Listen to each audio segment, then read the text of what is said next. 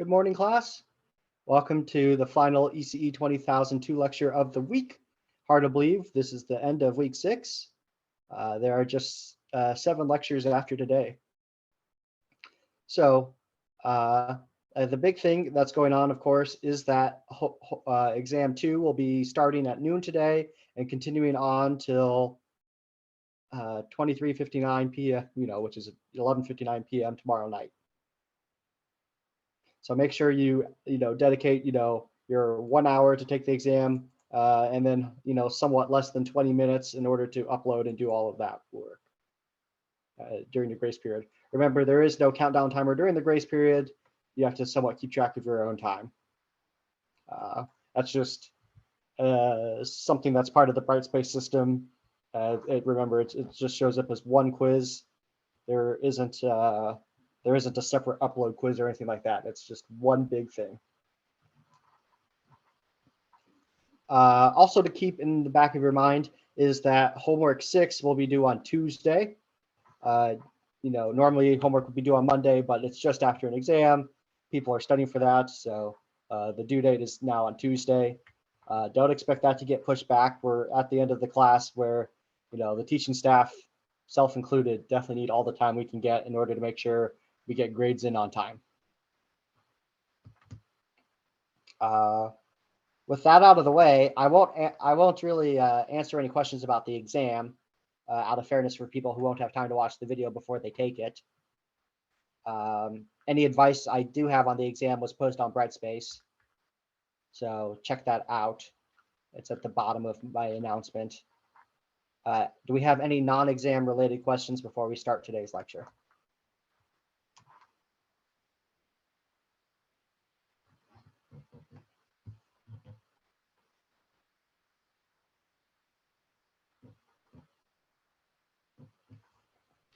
Hearing no questions, we'll go ahead and get started with lecture proper.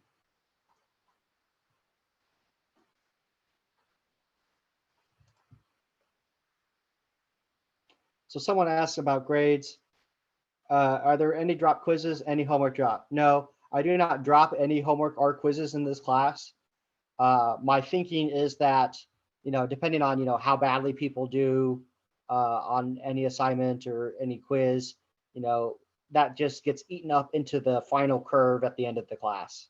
So, some amount of points will be added back to balance out the fact that there was no homework dropped or quiz dropped. So all stand equally right now, in terms of their grades. So it's pretty even comparison between different people. Yeah, there is a curve. I'm thinking what I'm going to do, I'm not going to curve it on a normal distribution. I'll just do a mean shift and move everyone's grades up a little bit. So if your final score was an 88, I might add 3 points and make it a 91%, bringing that person from a B+ to an A-. Just because that accounts for, people having a bad day, not getting a good quiz score, things that come up with homework. That accounts for any weird things that went on with the curve action on the exams. And it also accounts for the fact that, maybe I just made some aspects of the class too hard and everyone just needs a little bit of a break.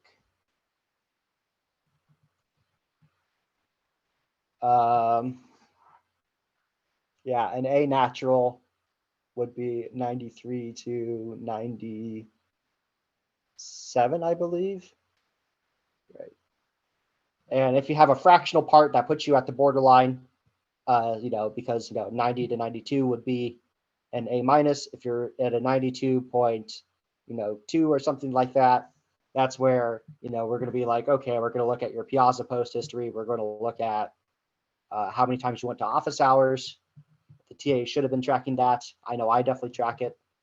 We'll track all those things and say, okay, this person put effort into this class. We will, give him or her some extra boost up to the next letter grade. Make sense, AJ?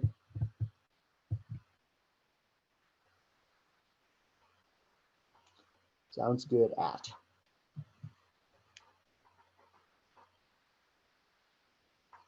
All right. I really, really, really, really want to finish lecture set 6 today.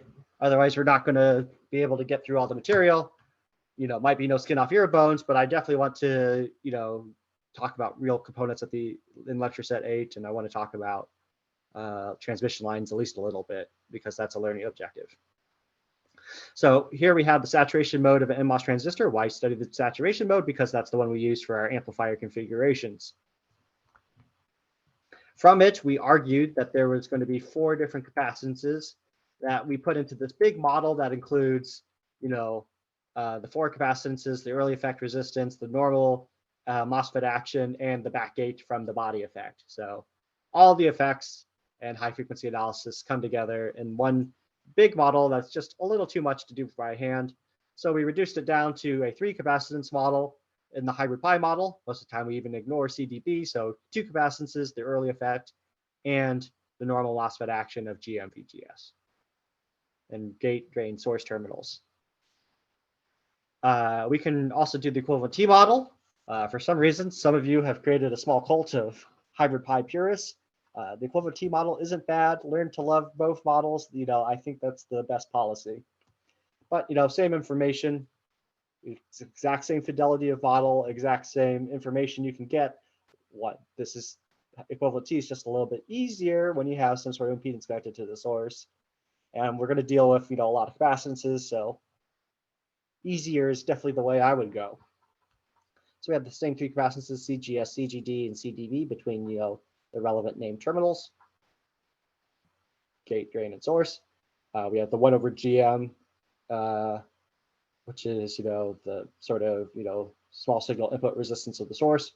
We've got GM-VGS, the normal MOSFET action, and the early effect R sub O. Most of the time we can ignore CDB or we just lump it in with, any sort of external load capacitances, because now we have to consider both resistances and capacitances in our circuit.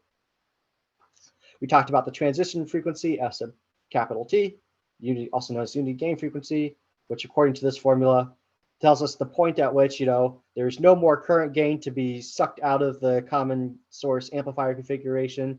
It's basically given us all she's got.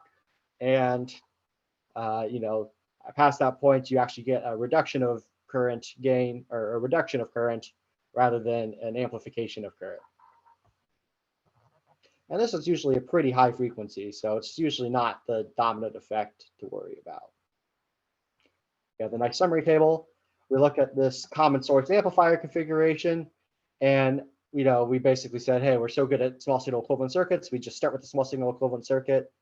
In the middle, we've got our hybrid pi model. We'll have RSig, RG from biasing, RD from biasing, load resistance as well. And then by Thevenin's theorem, we reduce the input down to an equivalent voltage and resistance. CGS, CGD, the MOSFET action through the voltage controlled current source, and this equivalent load resistance. And we argued about, what the mid-gain band should be. We got this transfer function, which is the second order low pass filter. It's low passing and it's got, this AS squared plus BS plus 1 in the denominator. If we were inverse Laplace transforming, we'd divide through by A because we'd like S squared by itself. But sometimes it's easier to think with, the constant coefficient being 1. At least that's what it did for the book I was borrowing this material from. Cedrin Smith, really good textbook on electronics. And that's what I used for teaching ECE 255 earlier. This is so messy. We need an approximation to serve us better. So we're basically saying, what if we could split this into an input circuit and an output circuit right down the middle where CGD appears? And we have to basically peel, this amount of current I sub GD away from node G and, insert it into node D. How do we possibly do that? And that's kind of where we left off 2 days ago. Questions to this point?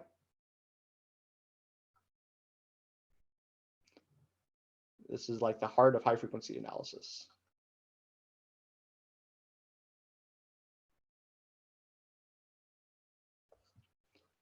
So we're going to go from this bottom circuit to one where we peel off the right amount of current capacitively. And that would be this circuit, where we replace the bridging capacitor with this equivalent capacitor, C sub EQ. And we just neglected the output side for the moment. So we didn't actually correct the right amount of current on the output, but we'll see that that isn't really necessary. So we focus on the input side only. We replace the bridging CGD with CEQ from node G to ground. Now the output voltage, we get is, negative GM VGS minus IGD, right? That comes from here where we, the current that flows down through R sub L prime is, minus GM VGS plus IG or IGD, all times RL prime. But we said IGD was small, so we just say it's negative GM RL prime VGS, which is going to be true at the edge of the midband because it's not like we're, we said that CGD is a pretty small capacitance. It's not like it really deals that much with the current at the output for the frequencies we're concerned about.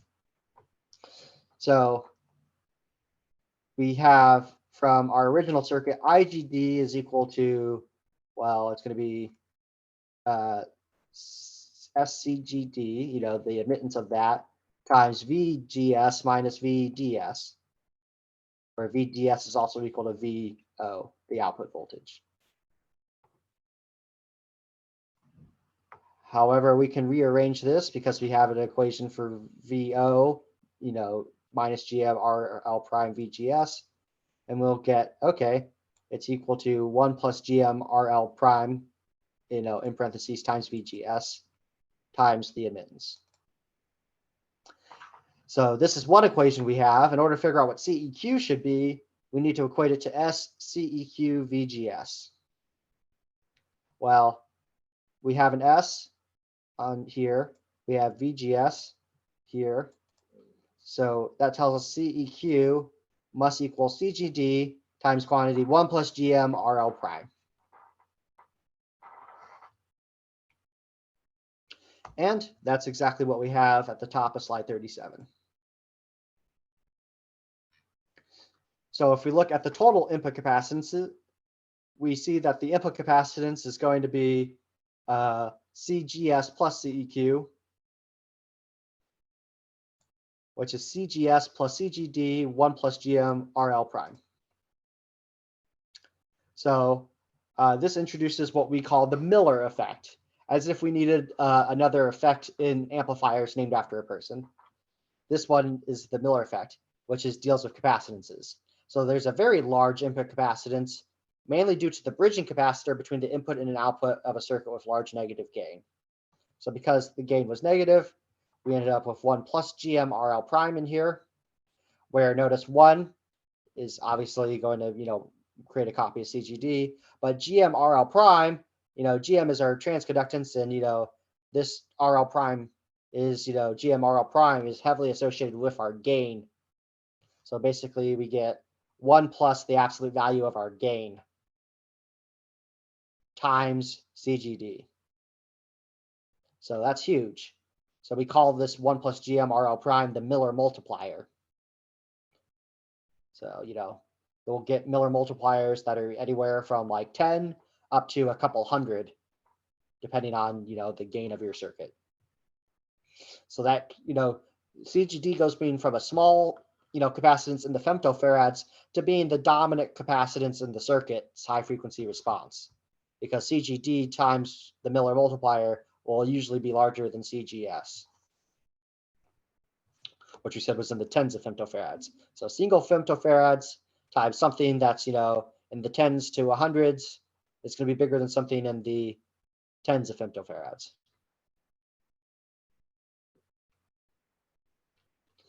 So our input transfer function, VGS over Vsig is going to be equal to, well, Vsig was, we used Vsig prime, which was Vsig times Rg over Rg plus Rsig. So we have to include that from the Thevenin theorem. And then we get 1 over 1 plus S over omega naught. So this is a good old first order low pass filter with a corner frequency of omega naught. You know, it's kind of weird that we're using omega naught for something other than the natural frequency, but that's okay. You know, if it bothers you, just think of this as omega c to avoid confusion. Is equal to 1 over Cn times R sig prime.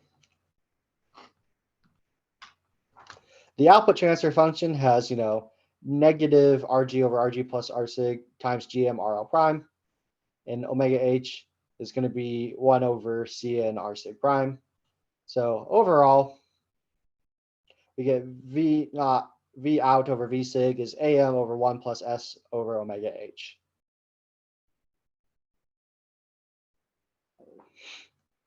Where omega h is that upper 3 dB cutoff frequency. Upper 3 dB frequency. Shouldn't combine the terms. So yeah, we reduced our full second order low pass filter into, that was messy, into a rather simple first order transfer function. To summarize, so the upper 3 dB frequency f sub h, or I guess in this case should say omega sub h. We like dealing with omega in this class, so we'll stick to omega. Is determined by Cn equals CGS plus CGD 1 plus GM RL prime. And R sig prime is equal to R sig parallel RG is approximately equal to R sig because RG is so big. So a large R sig reduces our bandwidth. Cn is dominated by CEQ because of the Miller multiplier, approximately A sub m for large gain in absolute value, because we said it's 1 plus absolute value of AM, but AM in absolute value should be bigger than 1. So it should dominate. And this is really holding back the common source amplifier from its full potential. We like the common source amplifier, very common, infinite, input resistance at low frequencies. Obviously, when you have a capacitor here, it's not true at high frequencies. Output resistance is a little higher than we'd like, but it's not bad. And really fantastic gain. But the problem is bandwidth. It just doesn't have that much because of the Miller multiplier. So an amplifier with good bandwidth must find a way around the Miller effect or eliminate it altogether. So the first order transfer function is approximate because IGD was neglected from the output voltage. There's zeros at S equals GM over CGD, much higher than omega H, and S equals infinity. The second pole occurs at much higher frequency than omega H, so our approximation is valid considering only the Miller effect. Because remember, the dominant pole for the high frequency side is the one that occurs first and is lower in frequency. Lower in frequency versus a pole that's way off at higher frequencies doesn't have much of an effect. So the common source amplifier is a dominant high frequency pole, omega H approximately omega sub P0. Or omega sub P0.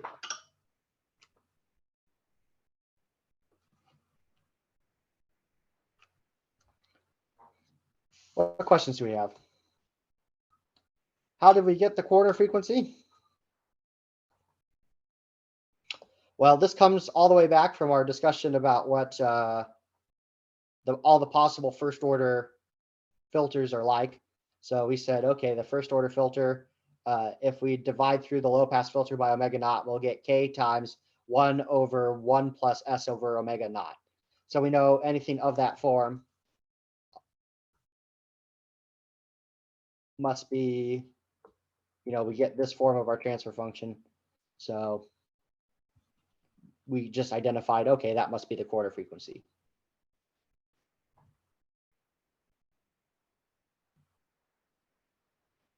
Any other questions?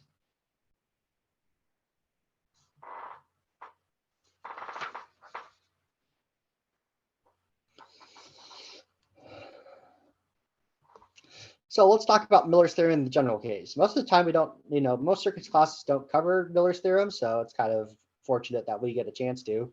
So it's a way to turn a bridging impedance like this between V1 and V2 into a shunting input impedance and a shunting output impedance. So it transforms the circuit on the left into the circuit on the right. So the rest of the circuit cannot change once the transformation is applied. So you can't hook up anything else to your circuit like you might, for example, hook up a test probe voltage and measure the test current.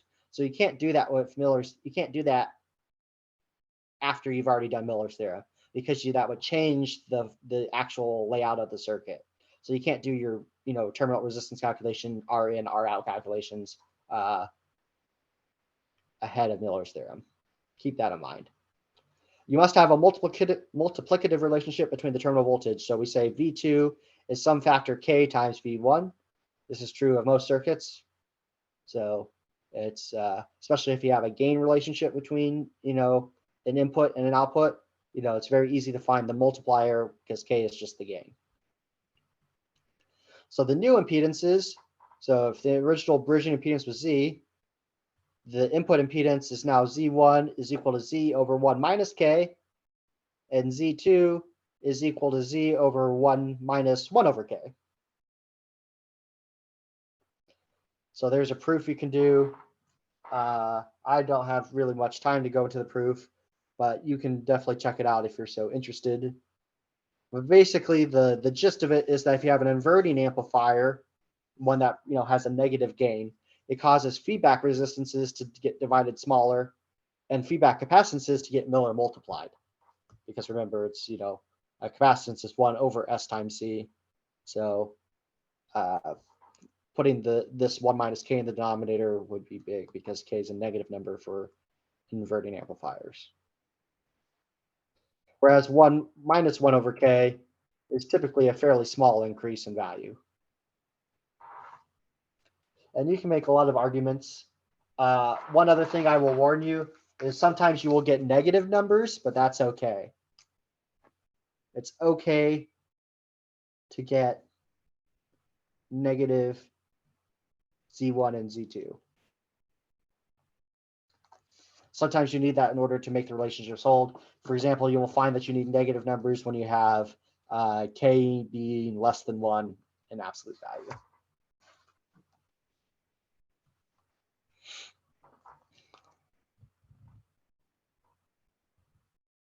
So this is just another clever circuit trick to put in your toolbox.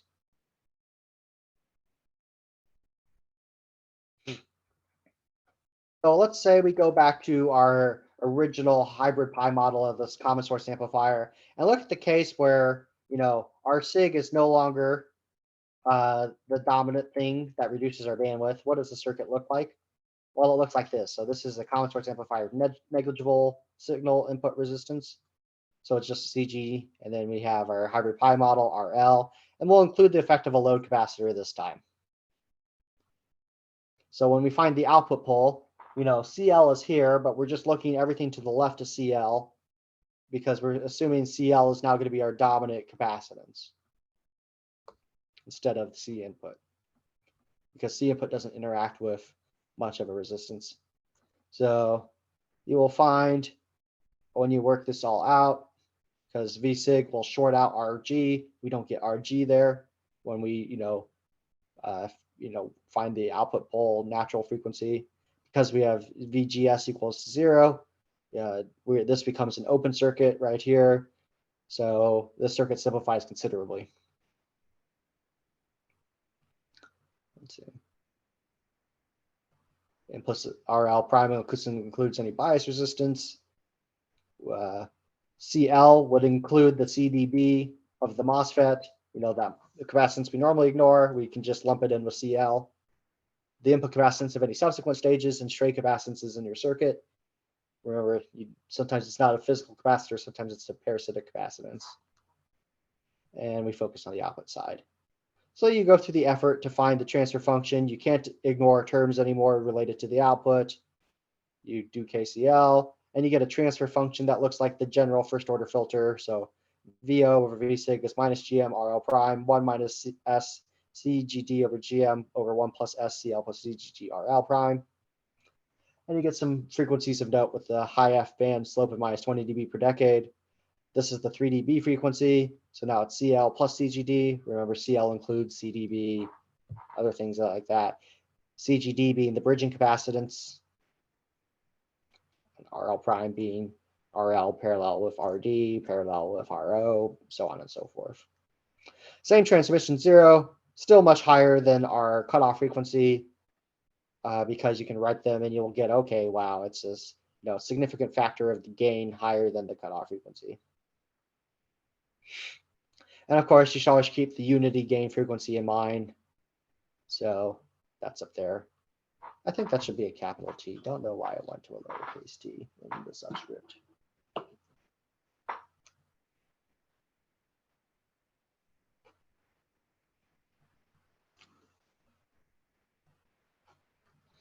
So now we introduce a general trick that we'll use to analyze the rest of our circuits. So the method of open circuit time constants, OCTC.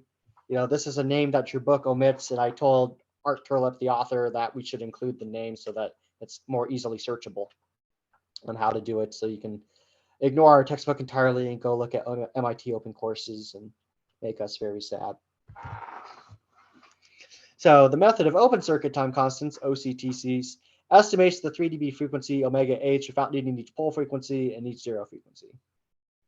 So it's going to be very similar to the method of short circuit time constants used to estimate omega sub L. So we set the input signal to 0, and we consider each capacitor C sub k at a time, set all capacitors to 0. So C sub L goes to 0 for all L not equal to k. In other words, we are open circuiting the other capacitors if we're setting their capacitance equal to 0. We find the equivalent resistance R sub k perceived by C sub k by inspection, or by using a test source V sub x and finding R sub k is equal to Vx over Ix. And we calculate the 3 dB frequency as omega h is the sum from k equals 1 to the number of capacitors 1 over CKRK. So if CKRK is the time constant, it's just the sum of 1 over the time constants is our estimate for omega h. If you want to prove it relies on looking at the gain transfer function in this form, where we have a polynomial of degree n over a polynomial of degree n, and we're estimating what coefficient B1 is. If you work out numerically what it is from a general transfer function, we would get that B1 should be 1 over the sum of the poles, or 1 over the sum of the reciprocal poles, which is C sub k, R sub k. Now, this method of open circuit time constants is exact for approximating B1, but the approximation is that omega h is approximately 1 over B1, which is equal to 1 over the highest time constant. That works well when poles are real, but it really breaks down for complex poles. That's just information I'm throwing at you right now. What questions do we have?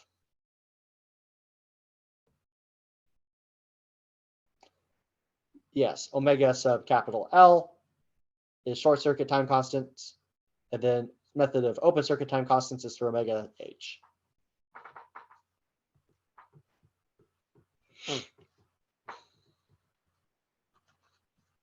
Yeah.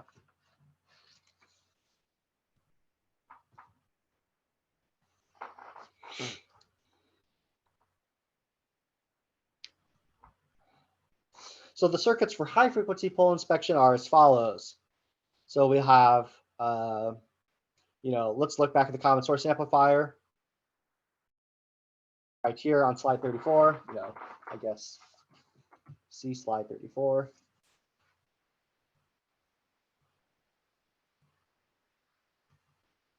And we see, okay, what does CGS perceive? Well, CGS perceives basically just R sig prime, that right here, because we've open circuited CGD and any output capacitance. Now, what do we see? What does CGD perceive? Well, that one we're going to have to apply a test current and measure the test voltage across it.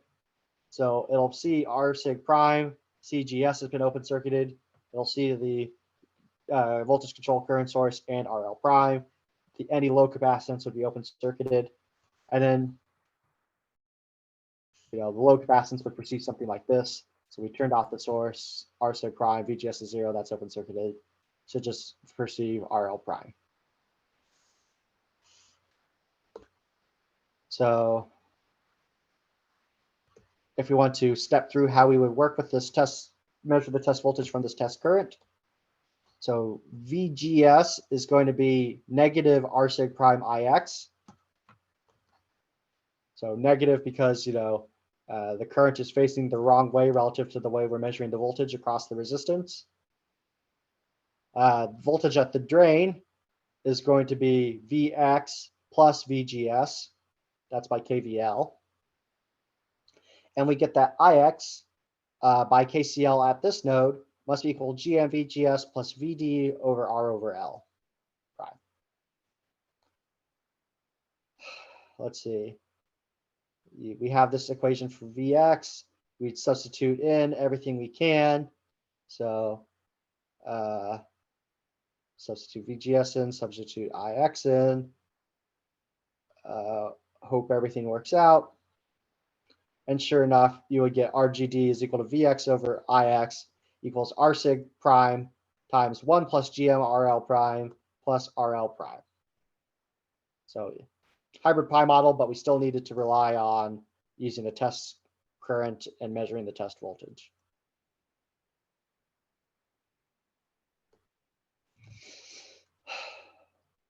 So inspection, we got RGS was R sig prime, RCL was RL prime. We had to use the test source to get this answer. So we say that the effective open circuit time constant is equal to CGS RGS plus CGD RGD plus CL RCL, and the 3 dB frequency is just 1 over that.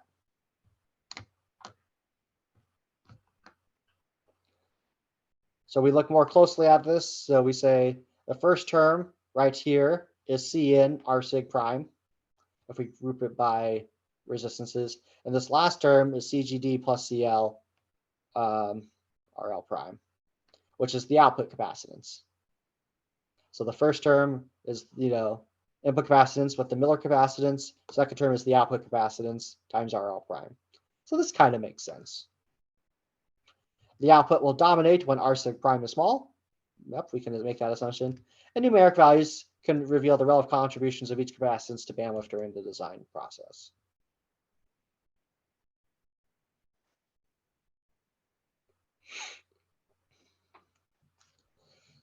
So let's do some case studies of other amplifiers. So here is the complete common drain amplifier.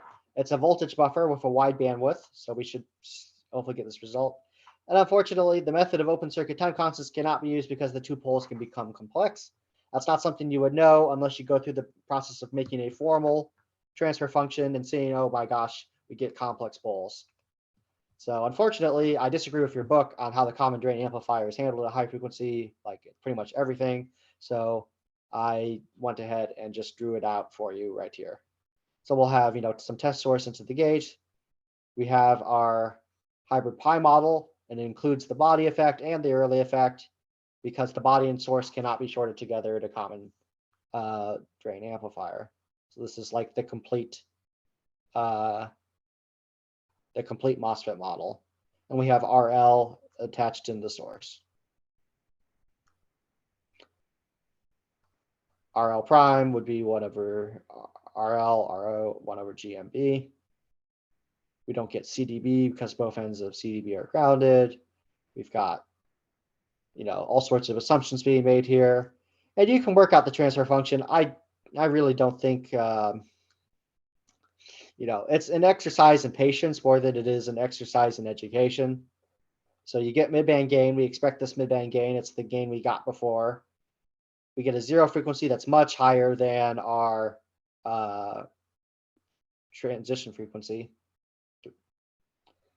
And, we get this coefficient B1, we get this coefficient B2. They're all messy. And you plug them in and you get VO over V sig is AM 1 over S plus omega Z, 1 over plus B1S plus B2S squared. Your book tries to make a lot of assumptions that I don't think hold true. Having a good approximation isn't a good thing if it isn't accurate. So that's all I really want to say about this. Then we can also look at the common gate amplifier. So its small signal equivalent circuit. We'll have V sig, R sig feeding into the source. We'll have some, CGS of the source.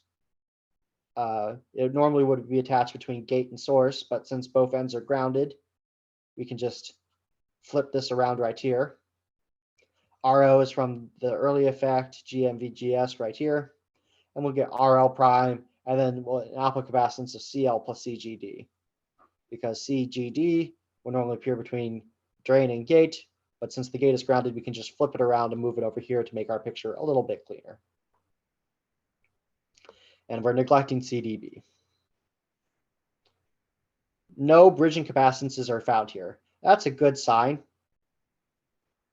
I should mention also the load capacitance is the output capacitance of the current source load, input capacitance of the succeeding amplifier stage, and the equivalent capacitance or equivalent effect is CDB. Because we ignored it right here. We moved the capacitances around to make the diagram cleaner. So maybe this would be like a second draft of your small signal equivalent circuit. Your first draft might, just copy the equivalent T model directly. The key thing here is that all the capacitances have a grounded terminal. None of them are bridging. And remember, the fact that we had a bridging capacitance led to Miller's theorem, which led to the big Miller multiplier of our capacitance. And we said that is really what robbed us of bandwidth. So the absence of the Miller effect means that the CG amplifier is going to have a wider bandwidth than the CS amplifier, even if we have a large R sig. So when we're going to neglect R sub O in our analysis because it makes things really complicated.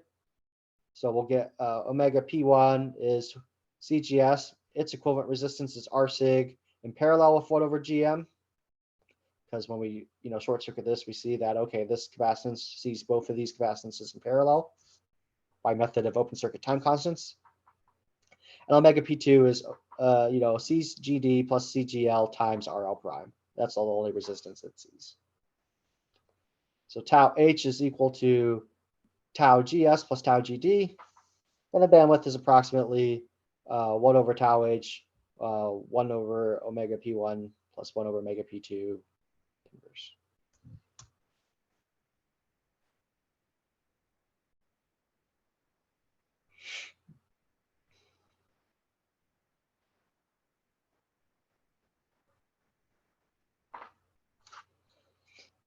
So more analysis. If you have an integrated circuit, you must consider the effect of the output resistance. So you get that the input resistance is this expression right here, a little bit more complicated. You do your test source, measure the test current. So you get R out is equal to this expression right here, where it's no longer a unilateral amplifier. The output resistance depends on the resistance at the input side. Method of open circuit time constants reveals this. And bandwidth is approximately this. You saw the downside that a low signal resistance can significantly lower the gain. However, you can fix a lot of these problems with the cascode amplifier configuration. And yes, that is spelled correctly. It's cascode. But we didn't have time to cover it in this course. So just know that it's out there in case you have the problem in the future of needing to build a common gate amplifier, but the gain is just too low for the bandwidth you need.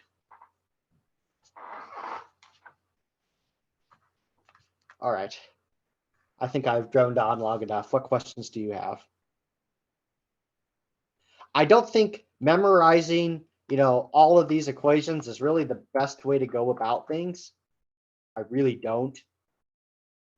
Just be able to perform the method of open circuit time constants is probably enough to prepare for the exam. So on the exam, we might give you a small signal equivalent circuit and ask, okay, perform the method of open circuit time constants on the circuit. Can you go through the steps and figure out what you need to do?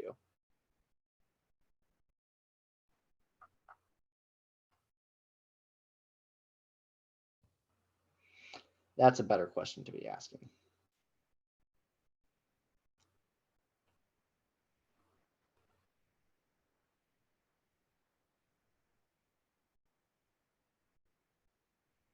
I went a little fast through that material. But at the same time, I really don't think you gain too much just by going through it. You'll get the results. The important things to know are Miller's theorem, know how to apply Miller's theorem for a circuit with feedback, and know how to do the method of open circuit time constants.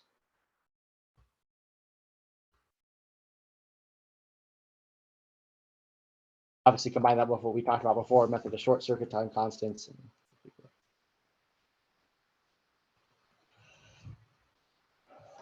Let's see. I'll open your book and see if I can find it. So open circuit time constants is mentioned in 31, chapter 31, section 31.2.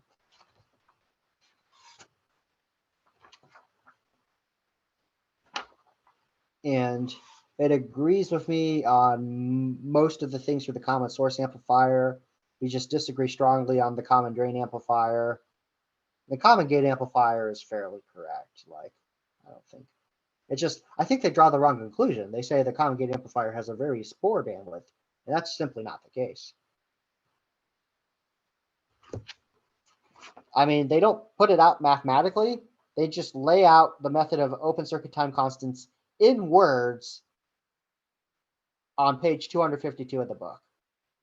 So it's section 31.2, determination of omega sub h.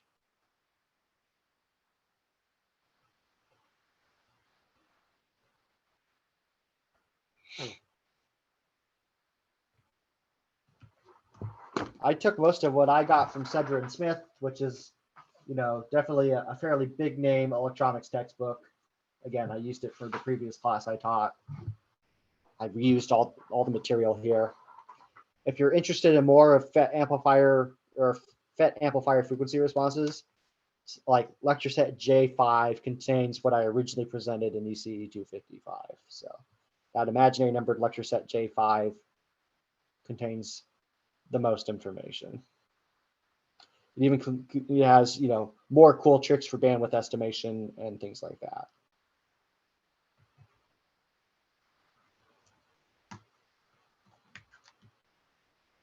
But yeah, I use many words to explain the few words that your book uses.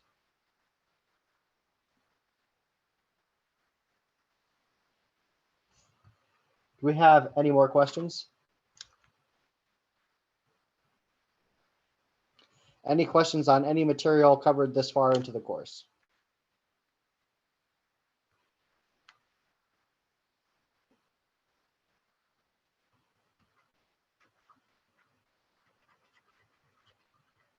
All right. If you don't have questions, you know me, I'll just keep lecturing. In lecture set.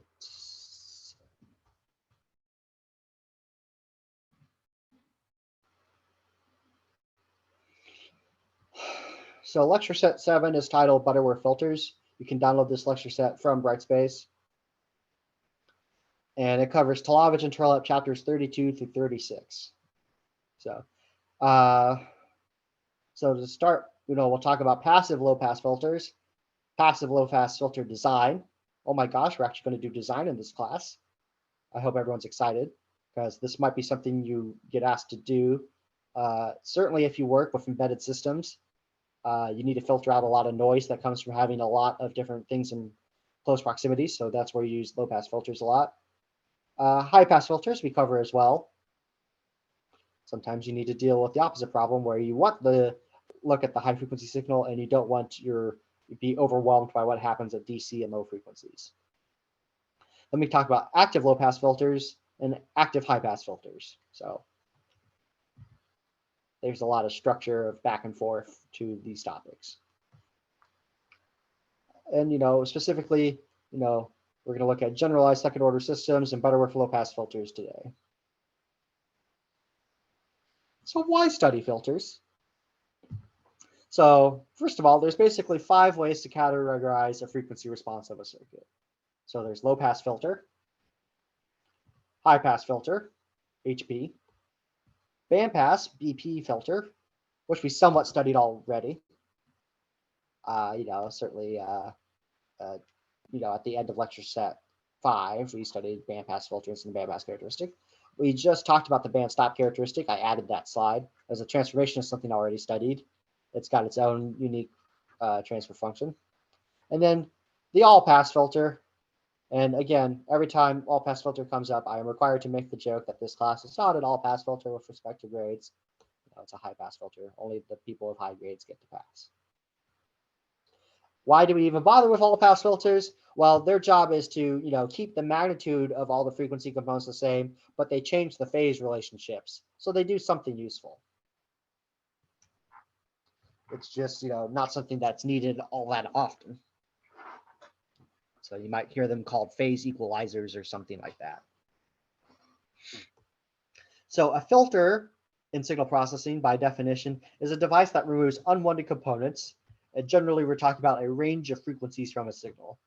So a low-pass filter removes the high range of frequencies from a signal.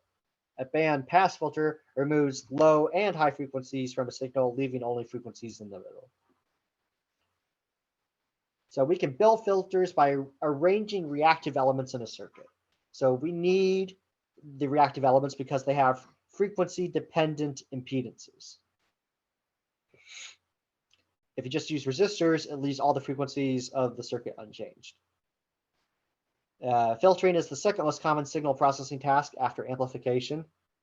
And then the next most common signal processing tasks I deduce are combining, where you just add two signals together; limiting, where you prevent a signal from going above a prescribed bound or below a prescribed bound, definitely nonlinear; mixing, when you multiply two signals together, definitely nonlinear; and frequency conversion, where you're basically auto-tuning stuff so that you change the different frequency components. And if you like signal processing, definitely take ECE 301, and then later on, after you've also taken 302, take ECE 438, digital signal processing. We'll talk about generally the digital ways of doing this instead of the analog ways that we talk about in this course. Filtering is used to remove noise, separate audio bands. Again, think of like the equalizer in your car where it talks about treble, mid, and bass. Processes transducer output, so your sensors can tell you the useful stuff you want to know. It converts analog and digital signals into each other. ADC.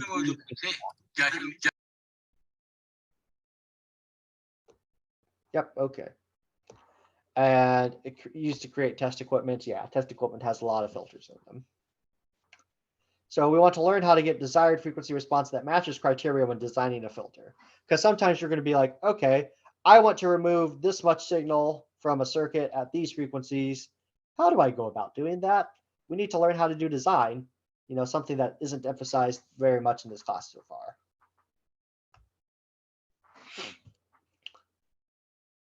So here is a generalized second order system. So this is a parallel series CLR circuit. So the C is in parallel with L in series of R. So this is not purely series or parallel. So what we're going to do is calculate the input admittance as a step along the way to getting the transfer function. So the admittance is going to be SC plus 1 over the equivalent impedance of these two things, which is SL plus R. We can get a common denominator and say we get S squared LC plus SRC plus 1 over SL plus R. Impedance is just the reciprocal of that, SL plus R over S squared LC plus SRC plus 1. And of course, we could divide through by LC to get that nice unity coefficient on S squared in the denominator. So we get 1 over C times S plus R over LC, all over S squared plus R over LS plus 1 over LC. So the denominator matches the series RLC circuit because the overall form of the circuit is the same, meaning we get the same natural response. So if I were to open lecture set 5, bring up series RLC circuit, we basically said we should get S squared plus B omega of S plus, well, technically omega naught squared, because in this circuit, omega M and omega naught are not the same. So we'll get S squared plus the bandwidth times S plus omega naught squared, and then, something like 1 over LS. And sure enough, when we look back here at what we got, S squared plus R over LS, the bandwidth, plus 1 over LC, the natural frequency.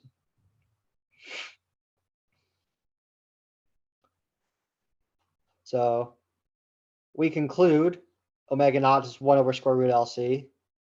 B sub omega is R over L. And if we were to estimate the quality factor of this circuit, because it does have a 0, I mean, in this case, the 0 isn't located at 0, but there is a 0 to this circuit.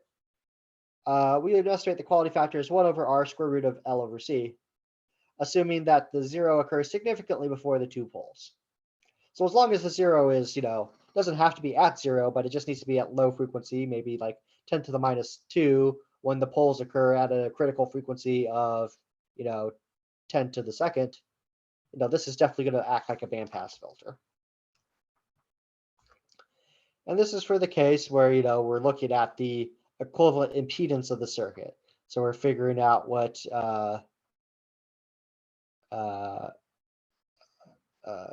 V across the capacitor is relative to any input current source. What isn't true, oh, it froze. 1 second.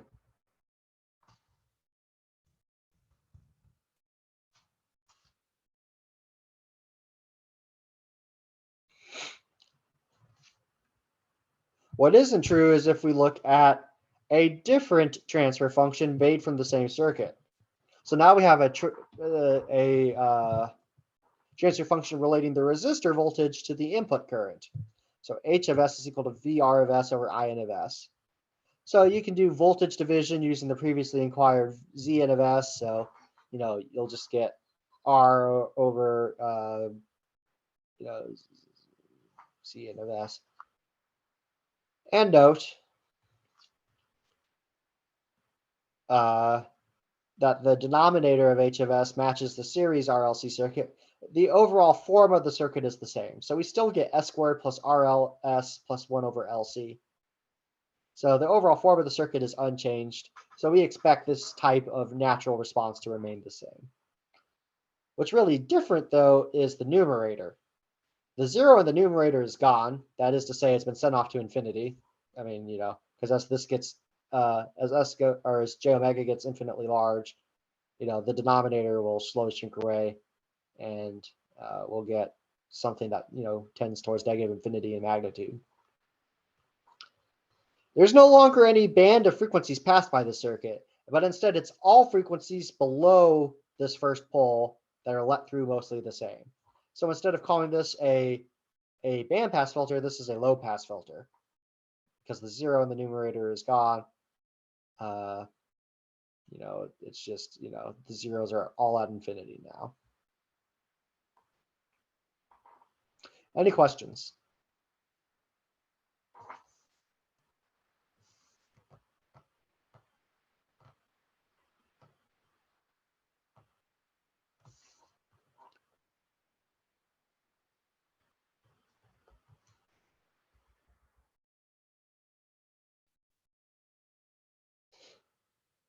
So let's look at an even simpler case than a second order system,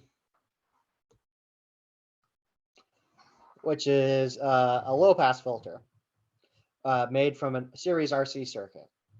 We've looked at this time and time and time again, voltage fed series RC circuit. So now we're measuring the voltage across the capacitor relative to the input voltage.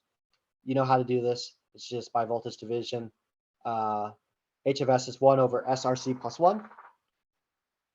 And then the magnitude response is just 1 over square root 1 plus omega RC quantity squared.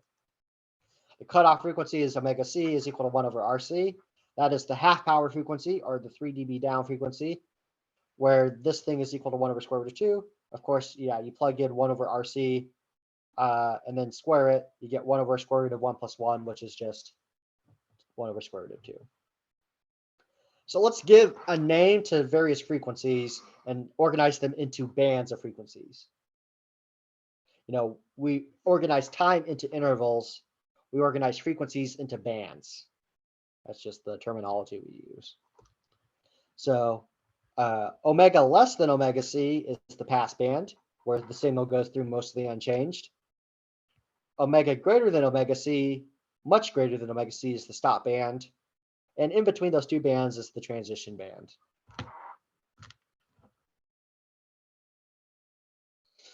So A Butterworth filter is this mathematical magnitude response given above. And it has the property that it's maximally flat in the passband. So where the signal is allowed through mostly unchanged, it's flat, there's no ripple, and it stays relatively constant until we reach the cutoff frequency. And then it'll roll off at negative 20 times n decibels per decade, which is shallow for a low order of the filter n, but quite steep for high filter n. Now this gain is k, and we take its absolute value when doing the magnitude response. And then we have the cutoff frequency omega c as well. So the mathematical Butterworth filter response is the magnitude response is absolute value of k over square root of 1 plus quantity omega over omega c, quantity to the 2n power. Now we can define normalized frequency capital omega is equal to omega over omega c for low pass filters, so that omega is always equal to 1, and it's always equal to the cutoff frequency regardless of n. I talked about roll-off. So there's other filters out there called Chebyshev filters. There's elliptic filters or Cowher filters by the other name. It's used to by. There's also Bessel filters. They all exist, but they all have ripple in the passband, where as you look at the magnitude response, it oscillates up and down a little bit instead of being maximally flat. And the other reason we don't talk about them is because the mathematics behind them are way more complicated than Butterworth filters. So Butterworth filters are its own challenge. Sophomores in ECE generally aren't ready for the mathematics of Chebyshev filters, much less elliptic filters, which involve elliptic integrals, which are, not pleasant to deal with. There's some electrical engineers that turn their back on Butterworth filters as they go out into industry, but most of the time a Butterworth filter is what you want. I mean, it has lots of nice properties, and they aren't too bad to design. So don't turn your back on your old friend Butterworth. Stephen Butterworth was a physicist that was known for solving really complicated problems. And filter design was really complicated, but he came up with this exact mathematical description that's in 1929 and 1930 that's still used to this day. So this is only 90-year-old math, which is relatively new for most things in electrical engineering.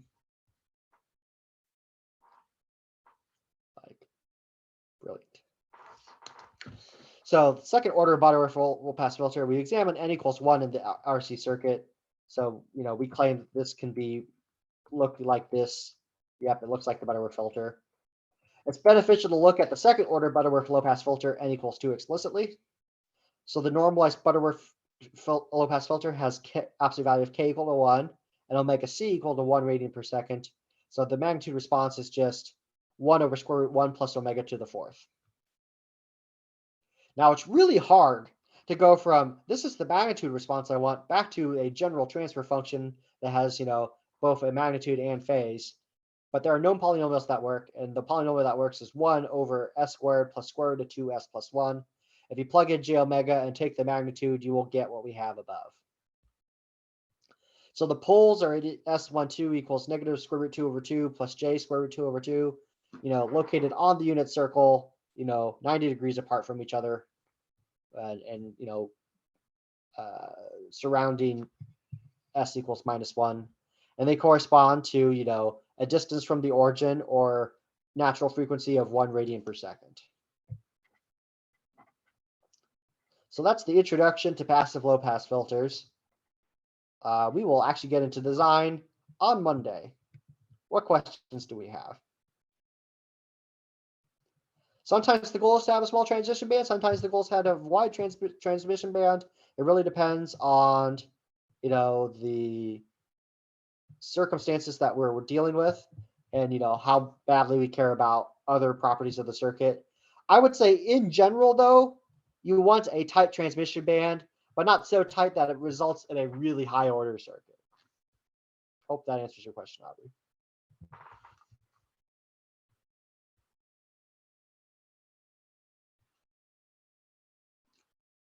Any more questions? It's hard.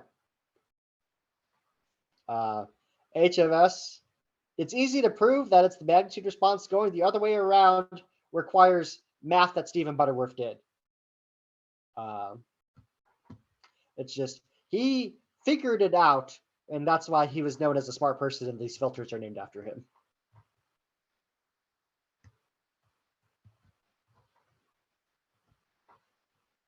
He related derivatives of the transfer function to each other, of the magnitude response to each other, came up with, nonlinear constraints that his thing must solve, and then he was able to work backwards to figure it out.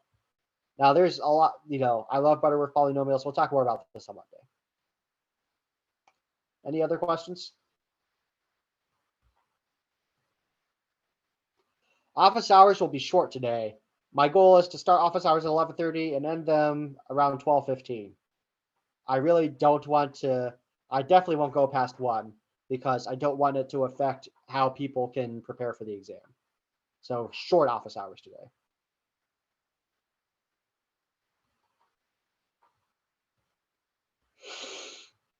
All right. With that being said, don't forget to take your exam. Homework 6 due on Tuesday. I wish you all well. Do your best to have a good weekend. Good luck and the skills to match. Bye.